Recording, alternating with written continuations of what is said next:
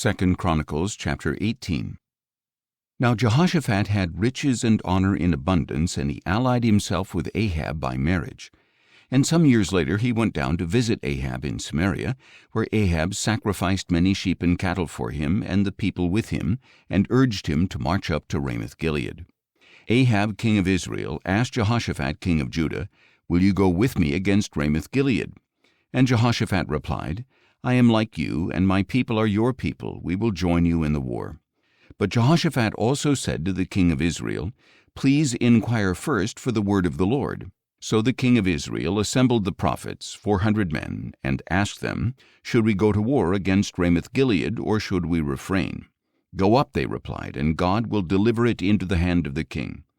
But Jehoshaphat asked, "Is there not still a prophet of the Lord here, of whom we can inquire?" The king of Israel answered, "There is still one man who can ask the Lord, but I hate him because he never prophesies anything good for me, but only bad. He is Micaiah, son of Imlah." "The king should not say that," Jehoshaphat replied. So the king of Israel called one of his officials and said, "Bring Micaiah, son of Imlah, at once."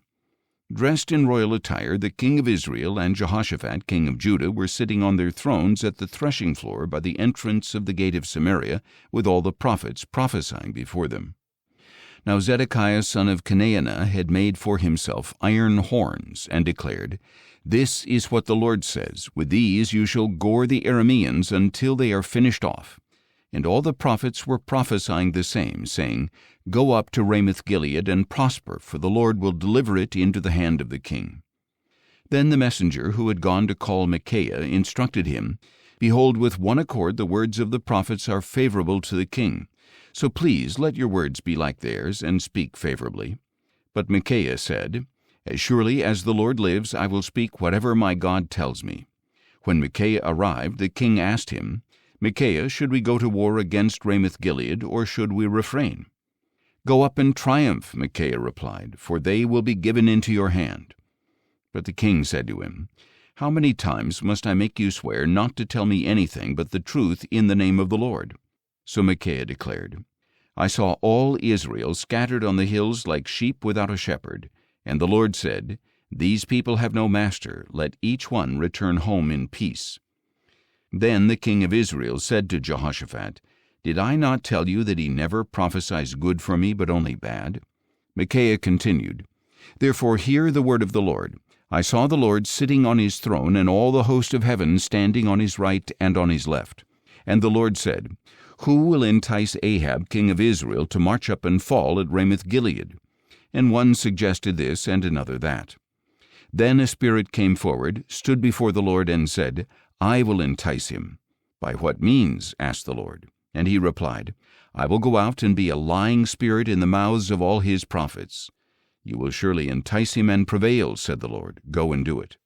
So you see, the Lord has put a lying spirit in the mouths of these prophets of yours, and the Lord has pronounced disaster against you."